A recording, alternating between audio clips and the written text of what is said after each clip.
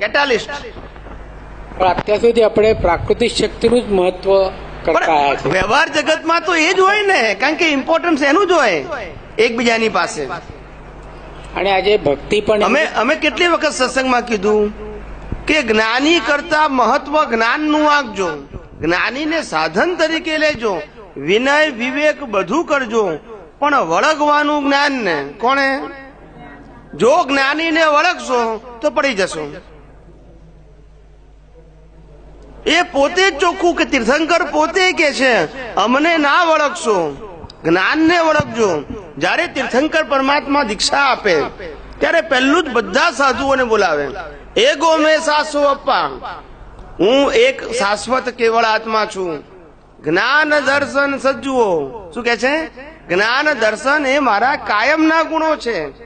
શેષા મેં બાહ્વીરા ભાવા, તે સિવાયના બધા બહારના ભાવો છે. અને એ બધા કેવા છે? સવે સંજોગ લખણા, એ સંજોગ લખણ થી ઉત્પન્ન થાય છે અને એનો નાશ થાય છે. એ બધા જ સંજોગોના મૂળ, સંજોગ મૂલા જીવેણ, એ બધાના મૂળ જીવતા છે ત્યાં સુધી તમ્મા સંજોગ સંબંધમ દુઃખમ પરંપરા, પત્તમ દુઃખા પરંપરા, ત્યાં સુધી દુઃખોની પરંપરા ચાલુ રહેશે. પરંપરા દુઃખોની પરંપરા આપવા વાળા છે.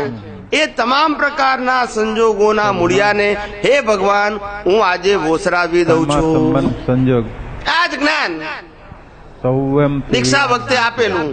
આનાથી મોટું જ્ઞાન કોઈ છે નહીં, પણ ના સમજાય પછી ચોપડીઓ છપાય, ના સમજાયું. સ્વામીજી આટલું સમજી